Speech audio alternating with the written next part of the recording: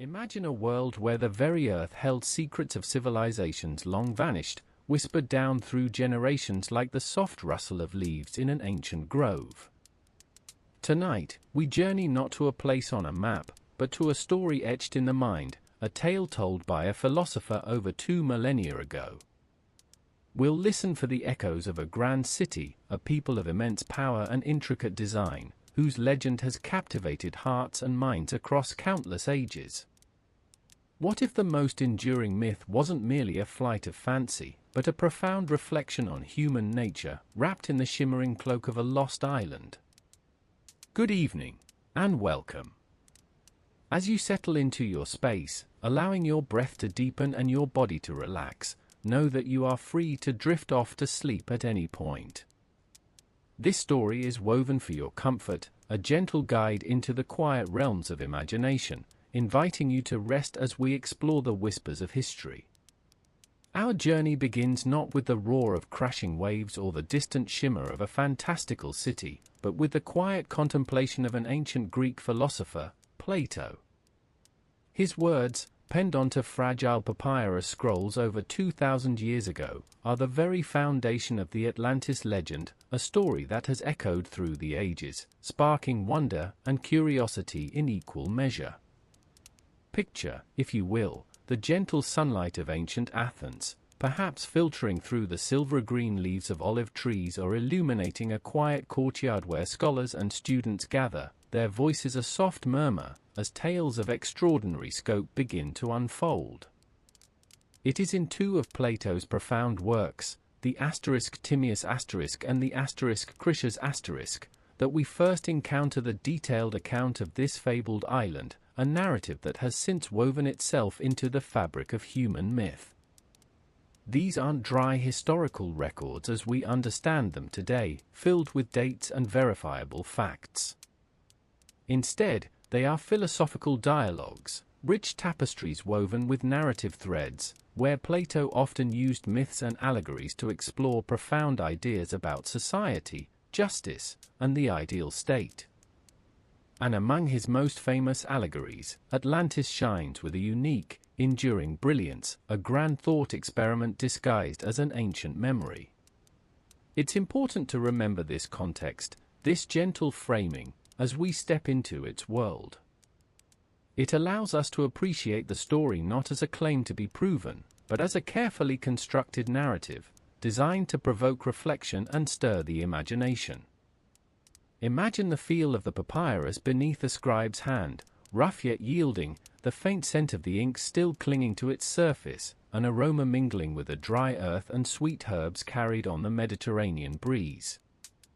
Listen for the soft scratch of a reed pen, the low hum of conversation, the distant bleating of goats from a hillside, or the gentle clatter of pottery from a nearby household. This is the world that first heard the whisper of Atlantis. It was a world deeply connected to oral tradition, where stories were not merely entertainment but vessels for wisdom, passed from elder to youth, from teacher to student, each retelling adding a layer of resonance, like ripples spreading across a calm pool. Tonight, we are among those listeners, allowing the ancient narrative to unfold around us, not as a breathless mystery to be solved, but as a comforting landscape to explore. Allow yourself to be carried back to that time, to the quiet space where these words were first shared, and envision the scholars gathered, their faces illuminated by the soft glow of oil lamps as the evening deepened. The very act of reading or listening to Plato's account connects us to generations of thinkers who have pondered its meaning, who have felt the gentle pull of its mystery. It is a testament to the enduring power of narrative, a quiet testament to how human beings seek to understand themselves and their place in the vast, ever-changing world, often through the lens of a grand, cautionary tale. Plato's Atlantis is such a tale, a story of origins, of greatness, of change, and of eventual silence. It invites us to consider the ebb and flow of civilizations, the nature of prosperity, and the subtle shifts within the human heart that can steer a course towards glory or towards oblivion. So, as the day softens into night, and the world outside grows still, let us gently open these ancient pages together. We will not rush, nor will we seek to unravel every thread of its enigma tonight. Instead, we will simply listen, allowing the story of Atlantis, as Plato envisioned it, to unfurl like a peaceful dream. Let its quiet majesty soothe your mind, preparing it for a restful and deep slumber, as the echoes of ancient pages whisper their timeless tale. Let your thoughts drift now, carried on a gentle breeze, back through the mists of time, even further than the stories we tell today. Imagine a world where the whispers of the past were held not in dusty books, but in the living memory of wise men, passed down from generation to generation like a treasured heirloom. It is to this world we journey, following the footsteps of a remarkable figure from ancient Athens. Our story now settles upon Solon, the revered Athenian lawgiver, a man celebrated for his wisdom and his profound understanding of human nature. Picture him in the twilight of his illustrious life, his mind still sharp, his spirit ever curious, embarking on a voyage that would lead him far from the familiar shores of Greece. He sought not wealth or power, but knowledge, a deeper insight into the ancient currents that shaped the world. Close your eyes for a moment, and feel the gentle sway of a ship beneath you. It's a wooden vessel, sturdy and true, cutting a slow, rhythmic path across the calm, cerulean expanse of the Aegean Sea. The sun, a warm, golden presence, bathes the deck in a comforting glow, and the air carries the clean, briny scent of the open water. Listen closely, and you might hear the soft, insistent lapping of waves against the hull, a lullaby that accompanied Solon on his long journey south. Days turned into weeks, marked by the rising and setting of the sun, the constellations slowly shifting their silent vigil in the velvet night sky. His destination was Egypt, a land already ancient even in Solon's time, renowned for its timeless temples and its seemingly endless history. As his ship drew nearer to the delta of the Great Nile, the landscape began to transform. The deep blue of the sea gave way to the fertile greens of the riverbanks, where papyrus reeds whispered secrets to the slow-moving current. The air grew warmer, carrying the earthy scent of rich soil and the distant murmur of life along the river. Solon journeyed upriver to the city of Sais, a place of profound significance in the Nile Delta, then the capital of Egypt under the Saitic dynasty. Imagine stepping ashore into a world steeped in millennia of tradition. The colossal statues of pharaohs, worn smooth by centuries of wind and sand, cast long shadows, silent guardians of an unbroken lineage. The very stones of the temples radiated a palpable sense of age and enduring power. The air hummed with a quiet reverence, a stark contrast to the bustling, often boisterous energy of Athens. In Sais, Solon was welcomed by the priests of the Temple of Neith, the wise and ancient goddess of weaving and wisdom. These were not ordinary men, they were the living custodians of Egypt's deep past, possessing a knowledge that stretched back further than any written record in Greece, meticulously preserved in their ancient texts. Their faces, etched with the lines of deep thought and serene contemplation, held the calm assurance of those who gaze upon time not as a fleeting moment, but as an eternal river. Their robes, woven from fine linen, felt cool and smooth against the skin, speaking of the skilled hands that crafted them. Solon, eager to learn, shared the stories of his own people, of Greek history, of their heroes and their burgeoning cities. But to the venerable priests of Sais, the tales of Athens, glorious though they were, seemed but yesterday's news, like the playful chatter of children compared to the deep, resonant echoes of time they held within their hearts. With gentle smiles, the elder priests listened, then, with profound deference, began to speak of histories far more ancient, reaching back into a forgotten epoch. It was in these sacred halls, where the light of oil lamps cast dancing shadows on hieroglyph-covered walls, and the air was still and cool, carrying the faint, sweet scent of incense, that Solon first heard the extraordinary tale. The priests spoke not of a land across the immediate sea, but of a vast island empire, lying beyond the Pillars of Heracles, a civilization of immense power and astonishing achievements, one that had flourished long before even the oldest Egyptian dynasties had taken root. They spoke of a time so remote, so utterly removed from the common memory of humankind, that it existed only in the carefully preserved records of their own sacred texts.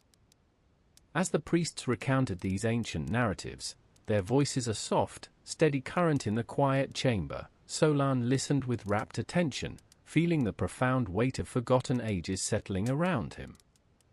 The very air seemed to thicken with the density of history, carrying the distant murmurs of a world long vanished, yet vividly alive through the priests' careful study and the ancient texts they safeguarded. There was no urgency in their telling, only the slow, deliberate unfolding of truth, like the unrolling of a precious papyrus scroll, revealing secrets page by page. This was the quiet genesis of a legend, a seed planted in the mind of a wise Athenian, destined to be carried back across the waves, a whisper from the deep past. Now, as the stories of Solon's journey gently fade, allow your own mind to drift in the tranquil afterglow of this ancient wisdom. Feel the stillness of the temple in Sais, the quiet reverence for knowledge, and the comforting sense of time stretching out, vast and unending. Let these images of ancient journeys and profound revelations bring a deep sense of peace, as you rest, knowing that the echoes of time continue to resound softly around you. And so, as the gentle echoes of Solon's journey begin to soften and fade, we turn our minds now to the place itself, to the island that held such fascination for the ancient Egyptians, and through them, for Plato. Close your eyes, if you wish, and let your imagination drift, carried by the slow, steady rhythm of the story, as we journey far beyond the familiar shores of the Mediterranean. Plato, through the voice of Critias, paints a picture of a land of incredible scale and beauty, situated in a truly remarkable location. Imagine, for a moment, sailing westward, far past the narrow strait known to the ancients as the Pillars of Heracles, what we now call the Strait of Gibraltar. Beyond that gateway, in the vast, open expanse of the Atlantic Ocean, lay the island of Atlantis. It was not merely an island, but a continent unto itself, described as being larger than Libya and Asia Minor combined. Try to grasp the sheer expanse of such a place, stretching out beneath a sky that might have felt both boundless and intimately close. Picture the slow roll of ocean waves, a rhythmic lullaby against the distant shores. Feel the warmth of a sun that seems to bless this land with perpetual mildness. The climate, Plato tells us, allowed for a remarkable fertility, yielding 2 harvests a year from its rich, dark soil. You can almost smell the earth, deep and sweet, promising abundance, a scent carried on a gentle breeze that whispers through ancient trees. The geography of Atlantis was dominated by a vast, oblong plain, extending inland from the sea.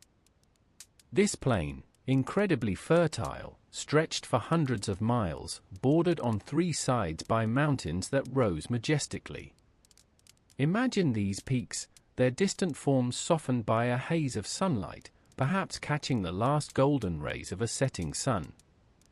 Below them, protected and nourished, lay the heart of Atlantis's agricultural wealth.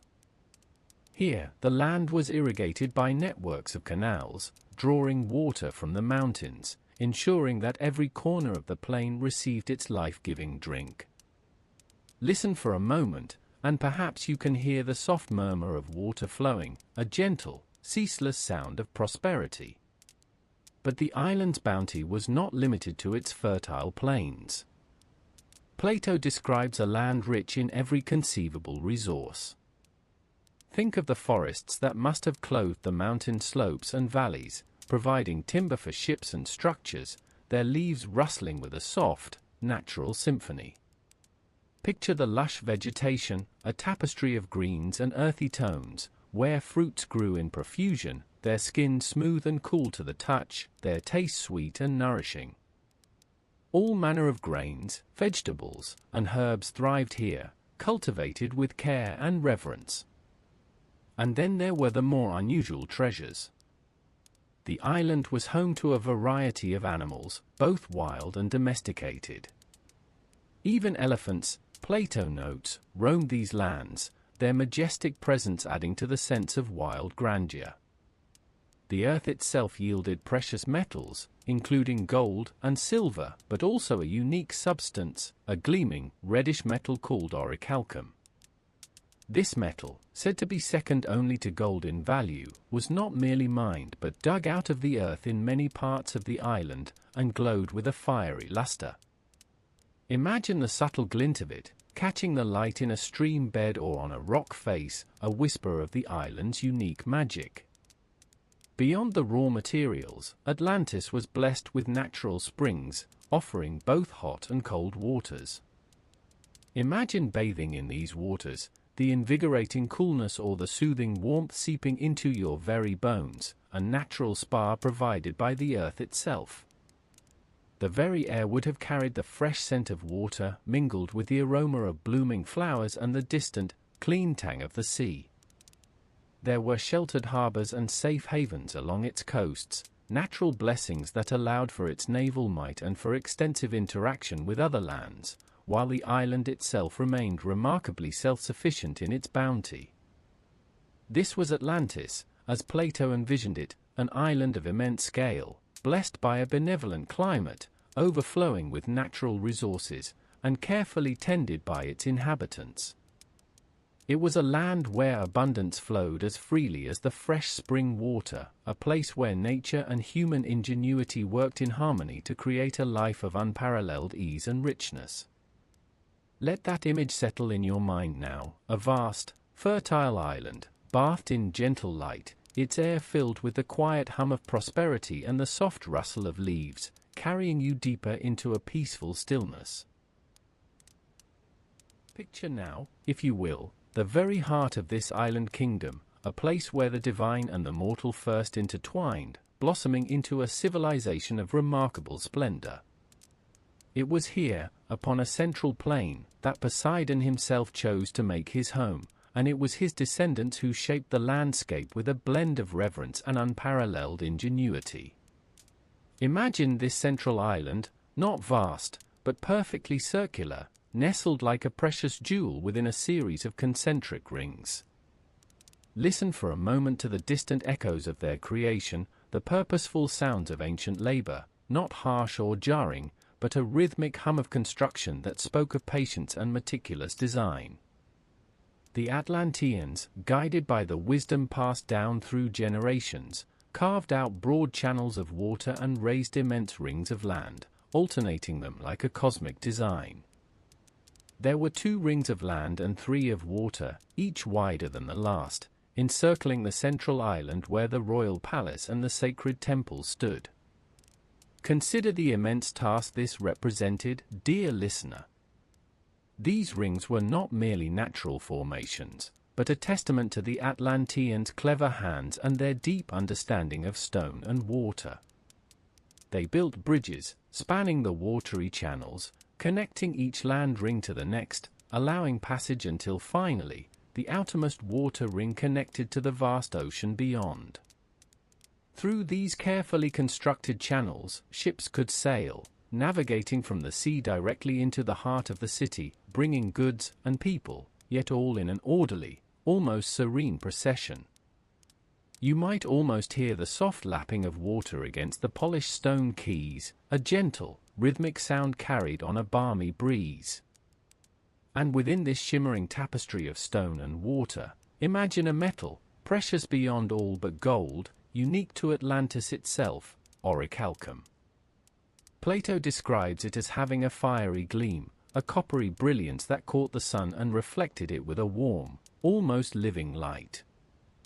This wondrous metal was not merely decorative, it was a symbol of their land's rare bounty and their advanced craftsmanship.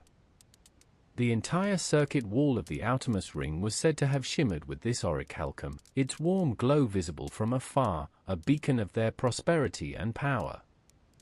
But it was in the central island, within the innermost ring, that Orichalcum truly came alive. Here, the great temple dedicated to Poseidon and Plato stood, its exterior covered in this mysterious, fiery metal, save for its pinnacles which shimmered with silver, so that it seemed to burn with a soft, internal light under the midday sun. Within this magnificent structure, the ceilings were of ivory, richly adorned with gold and silver and orichalcum, creating an opulent glow that would have filled the vast interior. The very walls of the royal palace, too, were embellished with this precious metal, alternating with other materials to create a harmonious blend of richness and artistry. The Atlanteans did not rely solely on orichalcum for their grandeur. They quarried stone from beneath their island, extracting varieties of red, white, and black stone, which they used with great skill to construct their public buildings, their palaces, and their bridges. They adorned their city with baths, both for the common people and for the royal family, drawing upon the natural hot and cold springs that bubbled up from beneath the island. Picture the steam rising gently, carrying the faint, earthy scent of minerals, mingling with the clean, fresh air. The ingenuity of the Atlanteans extended to every facet of their urban design. They engineered magnificent docks and covered slipways for their ships, ensuring that their vessels were well protected and their maritime activities efficient. The canals that connected the rings of water were wide and deep, allowing for easy passage, and their impressive construction spoke of meticulous design. It was a city built not just for function, but for beauty, where every architectural choice seemed to contribute to an overarching sense of harmony and ordered grace. As you drift now, let the image of this city settle softly in your mind. The alternating rings of land and water, shimmering with the unique glow of orichalcum, the grand bridges arching gracefully, the splendid temples and palaces rising majestically from the central island. Feel the warmth of the ancient sun on these polished stones, and hear the gentle murmur of water moving through its channels. It is a vision of ancient splendor, a testament to human ingenuity and the lavish gifts of nature, a place of peace and profound beauty, now quietly receding into the soft mists of time, leaving only a lingering whisper of its magnificent design. And now, as the gentle current of our story carries us further, let us drift inward from the island's grand natural architecture, past the bustling harbors and the rings of fertile land, to consider the very heart of Atlantis, its people, in their earliest, most virtuous days. Close your eyes for a moment, and let your imagination unfold a scene painted in soft hues of dawn and dusk, where the air itself seems to hum with a quiet harmony. These were the descendants of Poseidon himself, fathered with the mortal maiden Plato, on that very central mound of earth that once cradled her humble home. 10 sons, 5 pairs of twins, were born into this idyllic world, and from them sprang the first generations of Atlanteans. They inherited not just the land, but a profound connection to the sea god, a sense of inherent nobility, and a spirit, in those early times, unburdened by excess or ambition. Imagine, if you will, the early mornings on Atlantis. The air is still cool, carrying the fresh, clean scent of the ocean mingling with the sweet perfume of native blossoms that open their petals to the first light. A soft, golden warmth begins to spread across the eastern sky, touching the highest peaks and then gently descending into the valleys. You might hear the distant, rhythmic sigh of waves breaking on the shore, a sound so constant it becomes part of the island's very breath. Perhaps the chirping of awakening birds, or the rustle of leaves in a gentle breeze, adds to this tapestry of sound. In these early days, the Atlanteans lived a life of remarkable simplicity and profound contentment. Their virtues were their greatest treasures. They valued moderation in all things, finding joy not in accumulation, but in the inherent beauty of their island home and the strength of their communal bonds. Their hearts were pure, filled with a deep reverence for the divine and for the natural world that sustained them so generously. They cultivated the earth with a gentle hand, understanding that they were but stewards of its bounty, never its masters. Listen for a moment to the sounds of their daily rhythms. You might hear the quiet murmur of voices as families gather for their morning meal, simple fare of freshly picked fruits, grains, and perhaps a little honey. There's no rush, no clamor, only a peaceful ease. The warmth of the morning sun spills into their open-air dwellings, illuminating the smooth, cool stone floors and the woven textures of their simple furnishings. Children play close by, their laughter like soft bells, as they learn the ways of their elders, the tending of gardens, the weaving of baskets from local reeds, the carving of wood, or the shaping of clay into useful vessels.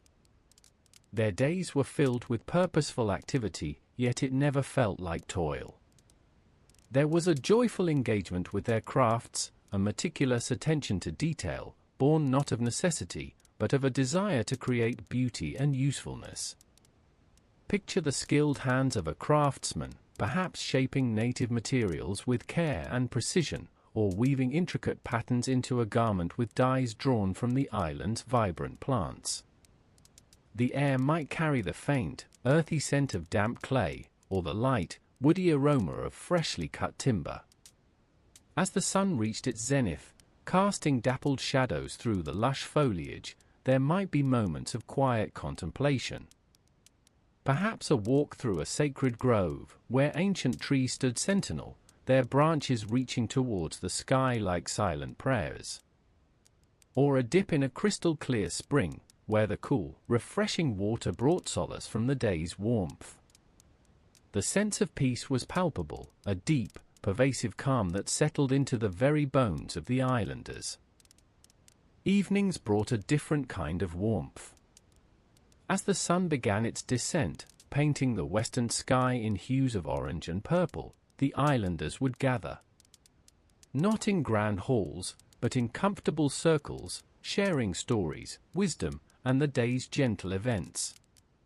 The flickering glow of oil lamps or small, contained hearth fires would cast dancing shadows, creating a cozy intimacy. The aroma of simple, wholesome meals, roasted vegetables, fresh fish from the surrounding waters, and fragrant herbs would drift on the cooling air. In those early generations, the Atlanteans possessed a profound inner wealth. Their focus was not on external display or power, but on the cultivation of their souls, their connections to one another, and their devotion to their divine lineage. They were humble, yet dignified, resourceful, yet content with what nature provided. Their lives flowed with the rhythm of the tides and the cycle of the sun, a beautiful testament to a time when humanity lived in perfect accord with its world, before the whisper of ambition began to stir in the hearts of men. Allow this image of gentle peace and inherent goodness to settle deeply within you now. Feel the serene warmth of the golden sun, hear the soft murmurs of a contented people, and let the gentle rhythm of their lives lull you into a state of profound relaxation. Rest now, with the quiet harmony of early Atlantis, as the soft light of evening gently fades around you. The gentle warmth of the Atlantean sun, having nourished the land and its people, also fostered a profound sense of order, a quiet structure that wove itself into the fabric of daily life, binding the vast island together. Imagine, if you will, the early days, when the descendants of Poseidon, those 10 noble sons, looked upon the flourishing landscape bestowed upon them. It was a realm too grand, too rich, for a single hand to guide, and so, with wisdom born of their divine lineage, they established a system of shared rule, a tapestry of 10 distinct kingdoms, each interwoven with the others. Atlas, the eldest and most revered, presided over the largest and most central portion of the island, a region that encompassed the very heart of their magnificent capital city.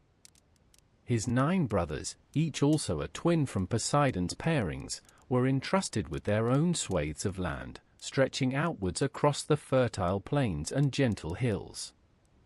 Yet, their rule was not one of isolated sovereignty, rather, it was a finely balanced interdependence, guided by sacred laws that resonated through every corner of their society, like a deep, harmonious chord played on an ancient lyre. These laws, immutable and revered, were not merely decrees of men, but sacred covenants inscribed upon a pillar of orichalcum, gleaming with a soft, warm luster, nestled within the magnificent temple dedicated to Poseidon and Plato. This temple, a sanctuary of profound beauty and solemnity, stood as the spiritual and governmental heart of Atlantis. Here, every 5th and 6th year, in alternating cycles, the 10 kings would gather, their journeys across the island marked by the rhythmic clopping of hooves and the rustle of fine linen, all converging upon this sacred space.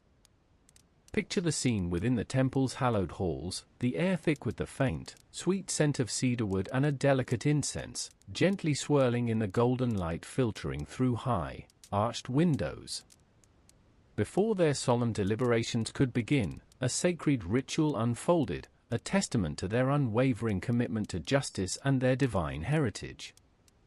A bull, chosen for its strength and purity, would be led to the temple's central altar. Its sacrifice was not an act of violence, but of profound reverence, its blood collected and mixed with water, a symbolic libation poured over the orichalcum pillar, allowing the ancient inscriptions to shine forth anew, as if refreshed by the very essence of their shared lifeblood.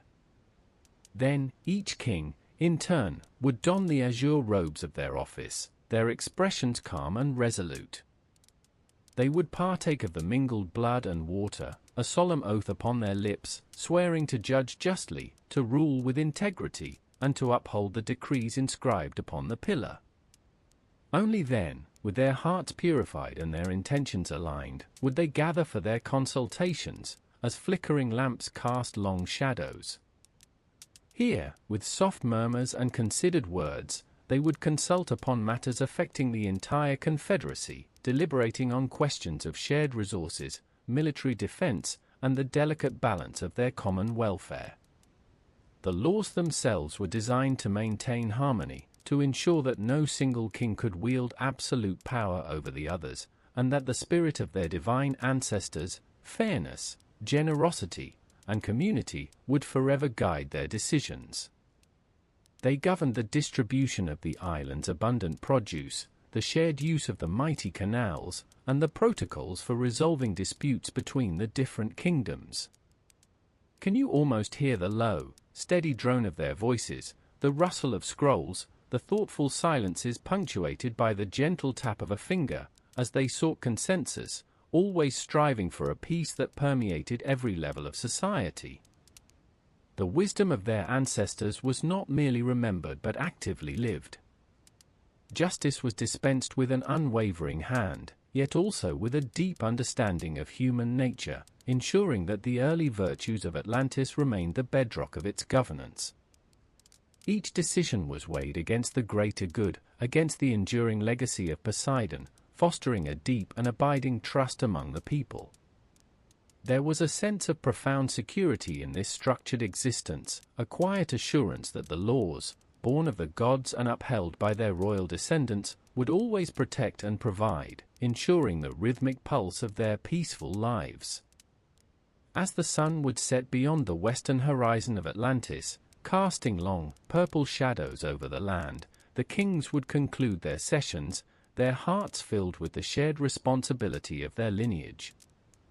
The air in the temple would grow cooler, the lingering scent of incense a gentle reminder of the day's solemn duties. And as they departed, returning to their respective kingdoms, a deep sense of order and peace would settle over the entire island, a quiet assurance that the sacred laws, inscribed in gleaming orichalcum, continued to watch over every sleeping soul, preserving the delicate balance of their golden age.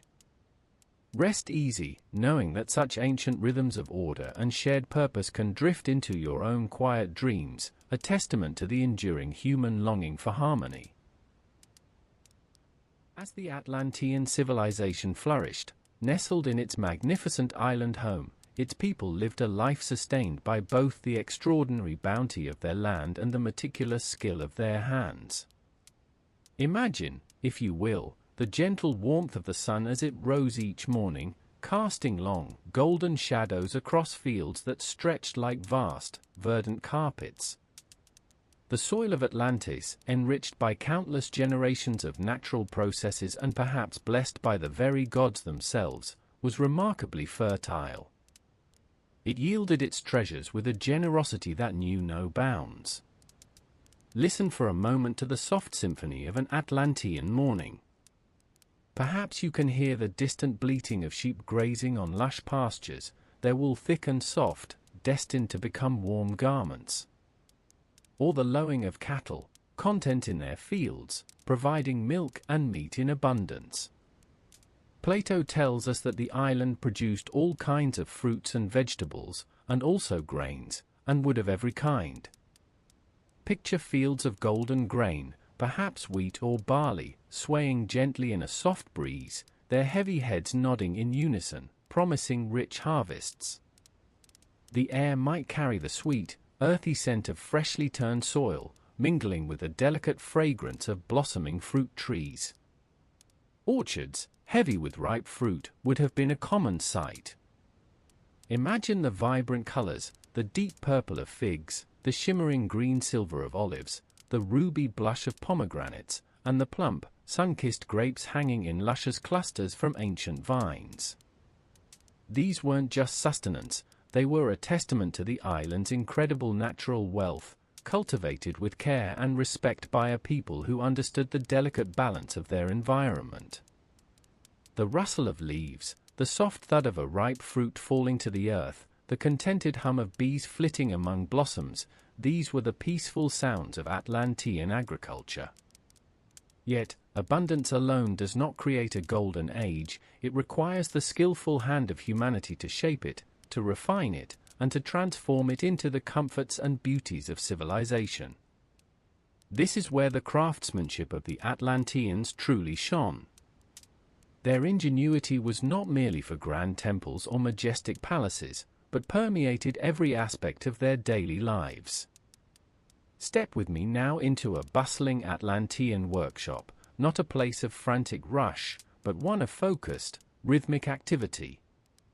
Perhaps you hear the gentle tap-tap-tap of a stonemason's chisel, patiently shaping blocks of local stone, white, black, or red, into intricate patterns for a public building or a private home. The air might be thick with the fine dust of their work, catching the shafts of sunlight that stream through an open doorway. Nearby, a potter might be at their wheel, hands covered in smooth, cool clay, coaxing it upwards into elegant amphorae for storing olive oil or wine, or perhaps delicate bowls for serving meals. The quiet whir of the wheel, the soft squelch of the clay, and the focused gaze of the artisan would create an atmosphere of serene creation. Imagine the smooth, cool feel of a freshly fired pot, ready to be adorned with vibrant pigments derived from local minerals and plants. The Atlanteans were also masters of metalwork, beyond their famed use of orichalcum. While that mysterious metal was reserved for sacred and royal purposes, imagine the glint of bronze and copper in a smithy, the rhythmic clang of a hammer shaping useful tools, plowshares, axes, chisels, or perhaps delicate ornaments and jewelry. The warmth emanating from a small forge, the metallic tang in the air, the careful precision of each strike, these speak of a people who valued durability and beauty in equal measure. Their forests provided not only timber for construction but also fine woods for carving and furniture making. Imagine the rich, woody scent in a carpenter's shop, mingling with the faint aroma of beeswax and polished oil. Here, skilled hands would transform raw logs into elegant tables, sturdy chests, or intricate decorative panels, each joint perfectly fitted, each surface smooth to a silken finish. And of course, the artistry of weaving. Think of the looms, perhaps in sunlit courtyards or dedicated workrooms, where threads spun from sheep's wool, linen, or other plant fibers were transformed into vibrant textiles. The soft click and clack of the loom, the gentle pull of the shuttle, the rustle of the fabric as it grew, stitch by careful stitch. Imagine the rich dyes, derived from plants and shells, creating robes and coverings in hues of deep blue, crimson, ochre, and emerald, adorning the Atlanteans with both warmth and splendor. These were the rhythms of a golden age, the satisfaction of working the earth, the joy of creating with one's hands, the quiet hum of a society where purpose and prosperity intertwined. The Atlantean people, in these early days, understood that true wealth lay not just in what they possessed, but in how they cultivated their world and crafted their lives, a balanced existence, where every harvest was celebrated, and every crafted object told a story of skill, dedication, and a deep appreciation for the gifts bestowed upon them. As you drift now, let these gentle images of ancient abundance and thoughtful creation settle softly around you. Feel the warmth of that ancient sun, hear the soft sounds of purposeful work, and allow the imagined textures of rich soil and polished wood to soothe your senses. Rest in the quiet assurance of a time when needs were met with grace, and the hands of humanity worked in harmony with the generosity of the earth. Let the calm, steady rhythm of their golden age guide you into a peaceful slumber.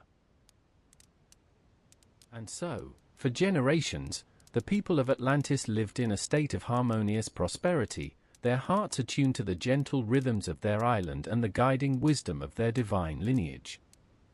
Imagine for a moment the soft morning light, filtering through the fragrant leaves of exotic trees, illuminating the serene expressions of a people content in their simple grandeur. The air might have carried the distant murmur of the sea, the gentle lowing of their herds, and the quiet, purposeful sounds of craftsmanship, all woven into a tapestry of peace. But time, with its slow, ceaseless turning, can bring about even the most subtle of changes. Listen closely now, to the faintest whisper of a different current beginning to stir, deep within the heart of Atlantis. It wasn't a sudden storm, not a dramatic thunderclap that announced a fall, but rather a gradual shift, like the imperceptible lengthening of shadows as the afternoon sun begins its slow descent. The divine inheritance, the pure essence that had guided their ancestors, began, ever so slightly, to mingle and dilute. With each passing generation, the mortal part of their nature, the human inclination towards earthly desires, grew a little stronger, a little more insistent. Can you feel it? That subtle change in the air? The sense of contentment, once so profound, began to be nudged by a quiet yearning. The abundant wealth of their island, the shimmering orichalcum, the precious metals, the rich harvests, these had always been blessings, tools for their well-being. But slowly, almost imperceptibly, they began to transform in meaning. What was once seen as a gift began to be viewed as an end in itself. The glint of gold in the afternoon sun, once a simple reflection of nature's bounty, now seemed to hold a new, more captivating allure, drawing eyes and thoughts with a different kind of magnetism. The simplicity that had once defined their dwellings and their attire began to give way to a desire for more elaborate displays.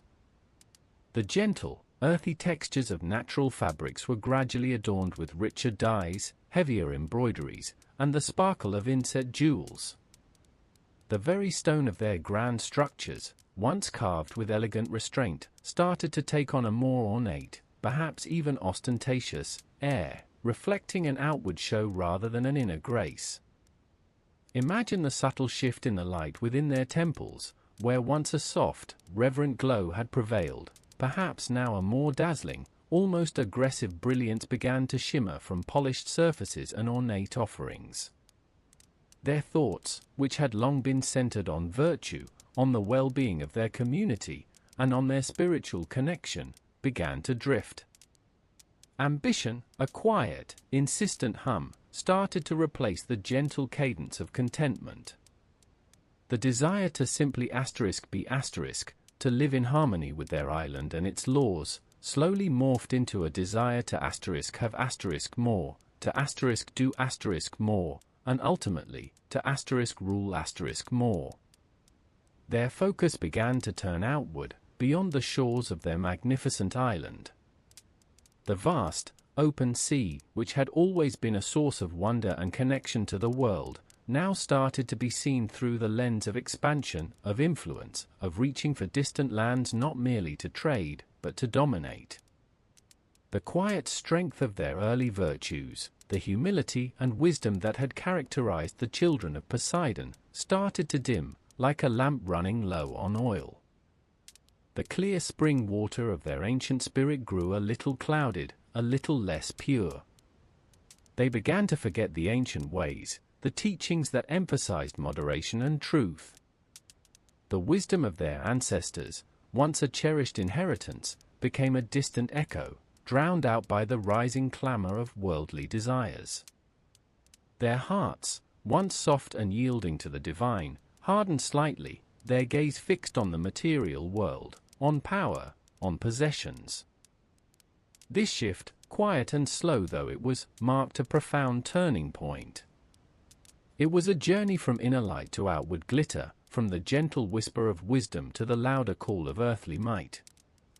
It wasn't a fall into darkness, not yet, but rather a slow, deliberate turning away from the pure, guiding light of their origins. A subtle change in the very fiber of their being, laying the groundwork for the grand ambitions and the ultimate challenges that lay ahead.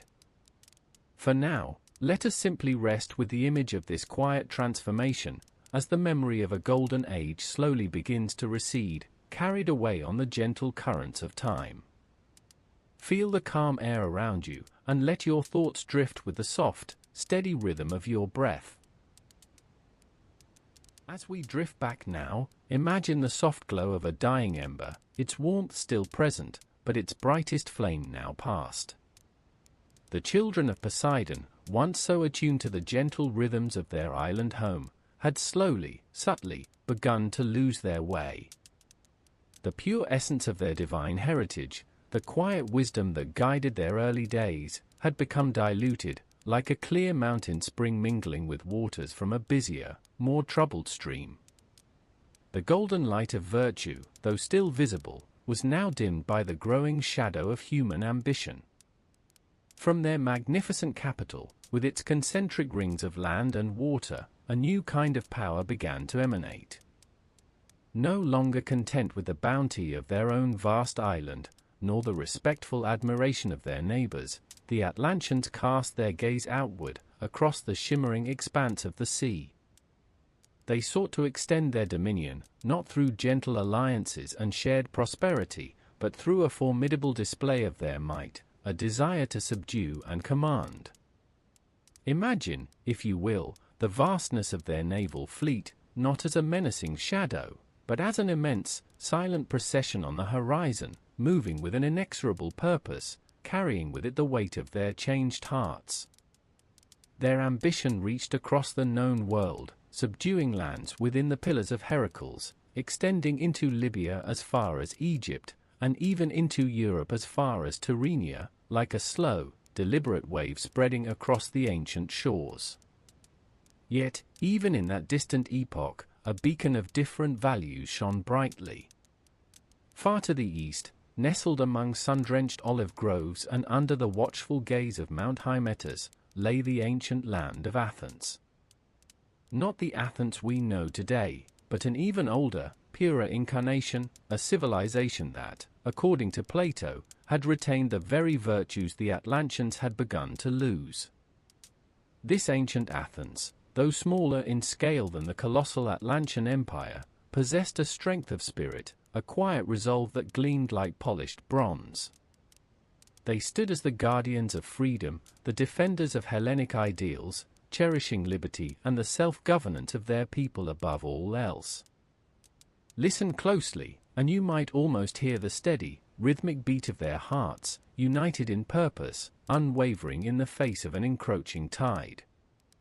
And so, the stage was set for a conflict of immense proportions, not just between two powers, but between two diverging paths for humanity. The vast Atlantean forces, numerous beyond measure and formidable in their array, pressed forward, intent on subjugating all who stood in their way. Imagine this struggle not as a clamor of war, but as a distant, echoing rumble, like the sound of a great storm brewing far across the horizon, its full force unseen, only its immense potential felt. It was a test, a crucible for the spirit of ancient Athens. And it was Athens, standing alone against this formidable power, that rose to the challenge. With courage born of virtue, and a steadfast commitment to the freedom of all Hellenes, they bravely confronted the immense, sprawling force of the Atlantean Empire. They were the solitary champion, repelling the invaders, freeing all those who had been enslaved, and bringing a stop to the seemingly unstoppable advance. As this great drama unfolded, the very gods themselves, high above on Olympus, turned their gaze upon the world. They had observed the slow descent of Atlantis from its original purity, the gradual erosion of its divine nature, replaced by arrogance and an insatiable hunger for power. Zeus, the king of the gods, perceiving the unrighteousness of their ambition and the injustice they wrought, convened an assembly. Imagine a quiet, luminous gathering, where the air itself hums with profound wisdom and an understanding of cosmic balance. The deities, with their ancient, knowing eyes, deliberated upon the fate of the once favored island. They saw the Atlanteans, once so blessed, now consumed by their earthly desires, forgetting the sacred laws and the harmonious spirit of their ancestors. And so, a judgment was rendered, not in anger, but in the quiet, inevitable way that nature reclaims what has fallen out of balance. The earth itself began to stir, a deep, slow tremor, like a sleeping giant turning gently in its slumber. The powerful earthquakes and relentless floods, long foreshadowed in the shifting spirit of the Atlanteans, began to sweep over the land. Imagine the soft, rhythmic lapping of waves, growing steadily, until they embraced the very foundations of the magnificent city. In a single, dreadful day and night, though from our distant vantage point, it feels like a timeless, gentle fading, the island of Atlantis, with all its splendor and its altered heart, was swallowed by the sea. It was not a sudden, violent crash, but a gradual, profound subsidence, as if the ocean, in its vastness, simply opened its arms to receive what was always destined to return to its depths. The mighty island, with its canals and temples, its orichalcum and its rich harvests, slipped beneath the waves, becoming a part of the ocean's silent, unseen realm, leaving behind only an impassable barrier of mud to ships that might venture there. Now, as the echoes of that ancient story gently subside, feel the quietude that settles in its wake. The world, having witnessed such a profound shift, returned to a deeper, more profound silence. The vast, deep ocean, stretching limitlessly, now cradles the memory of Atlantis within its embrace. All that was, and all that became, now rests in the tranquil darkness beneath the surface, a story whispered through the ages, reminding us of the delicate balance between power and virtue. Let this ancient tale now drift away, like a leaf carried on a gentle current, leaving you with only the soft warmth of your breath and the comforting stillness of the night. Sleep deeply, knowing that some stories find their truest rest in the quiet depths, far beyond the reach of time. And so, the tale of Atlantis, as told through the ancient pages of Plato, gently draws to its close. The vibrant narratives, gleaming with orichalcum and human ambition, with divine decree and earthly desire, now fold into the quietude of memory. The grand island, with its concentric rings of land and water, its bustling harbors, and its awe-inspiring temples, slipped beneath the waves in a cataclysmic day and night of earthquakes and floods, leaving behind only the profound, deepening silence. It was a swift, overwhelming embrace of the ocean, a dramatic yielding as if the very earth sighed and drew a veil over what had been. Listen for a moment to that silence. It is not an empty silence, but one rich with the echoes of what was and what might have been. It carries the faint scent of the abundant fruits that once ripened under the Atlantean sun, the whisper of the gentle breezes that once stirred the palm fronds, and the soft murmur of the many rivers that flowed down from the central mountain. Imagine the warm, smooth stone of a temple floor beneath your bare feet, cool against the heat of the day, as the last rays of a setting sun cast long, peaceful shadows across the courtyard. All these sensations, though unseen, linger in the quiet corners of our shared imagination. The physical island may have vanished, but its unseen legacy endures, like a subtle perfume in an ancient chamber. Plato, in recounting this saga, was not merely telling a fantastical story, he was, in his profound wisdom, offering a mirror. He invited us to gaze upon the reflection of human potential, both for magnificent achievement and for gradual deviation. The early Atlanteans, endowed with great virtue and guided by sacred laws, lived in harmony with their land and their divine lineage. Their days were filled with purposeful work, with the beauty of their craftsmanship, and with a quiet reverence for the gifts bestowed upon them. Remember the gentle hum of activity around the fertile plains, the soft light glinting from the polished surfaces of their orichalcum structures, a warmth that seemed to emanate not just from the metal, but from the very heart of their virtuous society. But as the tale unfolded, a subtle shift began, like the slow turning of the seasons. The purity of their divine inheritance began to dilute, and with it, their hearts started to turn towards earthly ambitions. No sudden cataclysm of vice, but a gradual, almost imperceptible turning away from the sacred, towards the material. This quiet, internal transformation, Plato suggests, was the true prelude to their ultimate fate.